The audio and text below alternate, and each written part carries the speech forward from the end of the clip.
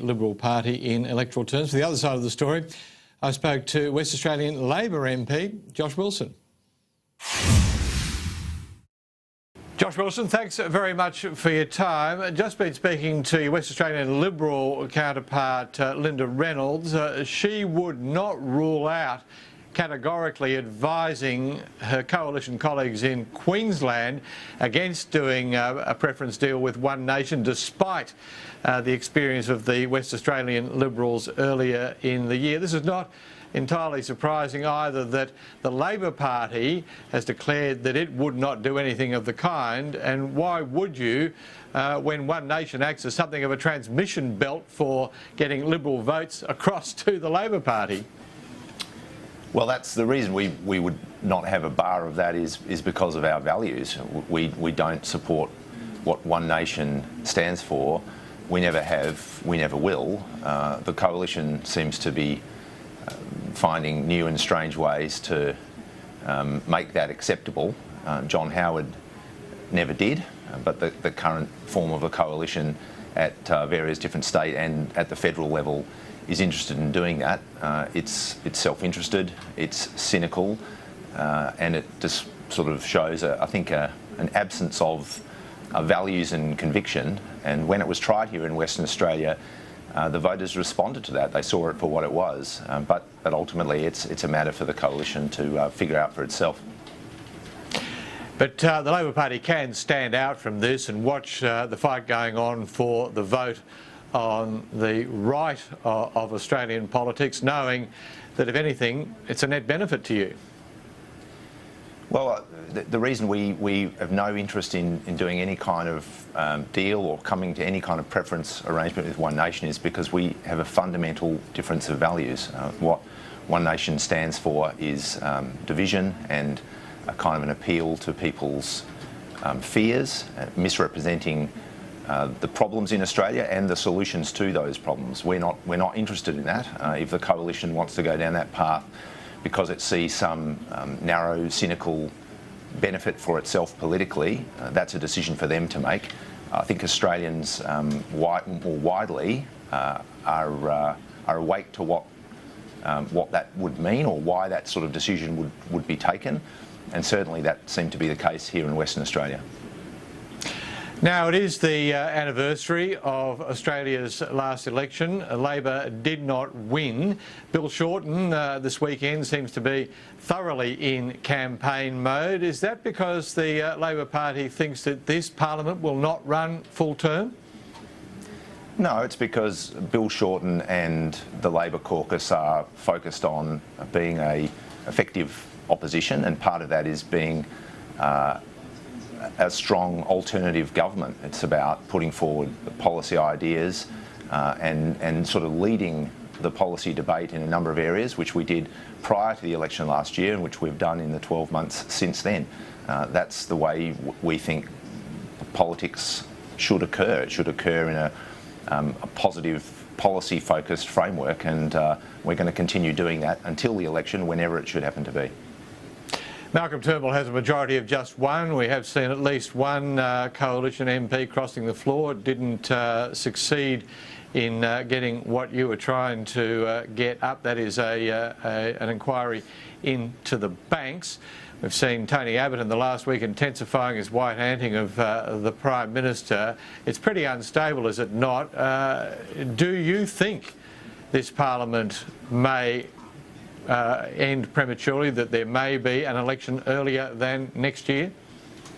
Well, it's very hard to say. It would just be speculation for me to guess about how long the Parliament would go. I hope the Parliament runs a good period of time, because I think that's the expectations that the Australian people have. But it really is on the coalition, and it's a question of their internal divisions. They're a bit like a bag of cats at the moment. I mean, that they are utterly consumed with infighting and personal enmity and bad blood and all of the rest of it. That doesn't make for good government, and that's why in the 12 months we've made very little progress. We've essentially gone round in circles, and the big challenges that confront Australia in economic and social policy go unaddressed, and that's a shame.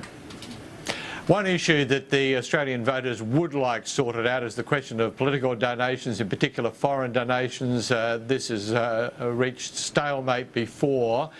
There will be further efforts over the winter and into the spring to try to get resolution. Does Labor accept that if foreign donations from companies are to be banned, that this has to apply to organisations like GetUp, and that they should generate all their funding internally, or rather domestically? Labor has long been and continues to be the party with a reform agenda in relation to our democratic system and the donations or the funding part of it. In government, we brought a number of reforms, particularly around disclosure limits, trying to ensure that there's maximum transparency in our system. We have made it very clear that we're prepared to deal with overseas donations at any time the government wants to bring that into the parliament. So it's another case where the opposition is essentially leading from the front. We are prepared and have been prepared for some time to make those kinds of changes, but it's essentially paralysis on the government side that is preventing Australia from making those changes. One issue of particular concern to Western Australia is GST distribution. It was Colin Barnett's problem, now is West Australian Labor Premier Mark McGowan's.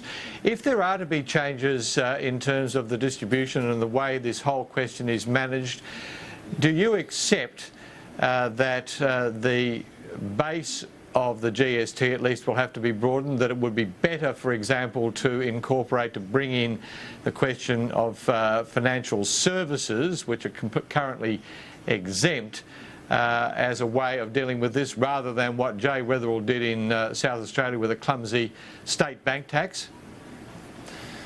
Well, to take it from the top, Jim, the starting position, if you're in Western Australia, is that the GST isn't working and it isn't fair. We can't have a circumstance where a state economy is in a sort of a steep and relatively savage recession. Our economy shrank 9% last year. We've at various times had the highest unemployment in the country. We don't have the capacity to respond to that because the GST is working in a sort of counter-cyclical way at a time when our state should have the opportunity to invest in productive infrastructure and do things to boost employment and so on. We're getting this paltry share of the GST.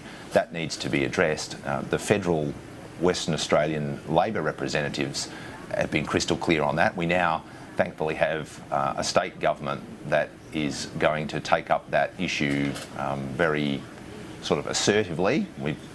Prior to that, unfortunately, we've had the sort of double whammy. We had a state government that sat on its hands, and we've got Liberal representatives from Western Australia, very strong Liberal representation both in terms of sheer numbers and their position in the executive, who for 4 years have done nothing. It has to change.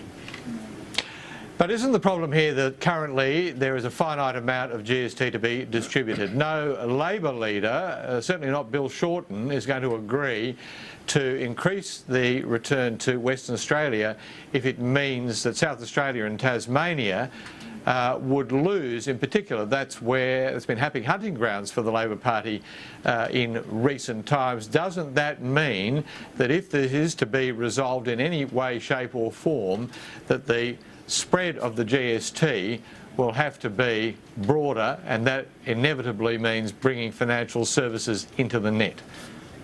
Well, I don't know that I agree that it inevitably means any one thing or another, but I think it's right to say that if you're able to increase the size of the GST pie, then there's the prospect of improving Western Australia's share without other states and territories being $1 worse off. And that clearly is a path forward. Exactly how you get there is to be determined. Josh Wilson, thank you very much indeed. Do appreciate your time. Thanks, Jim.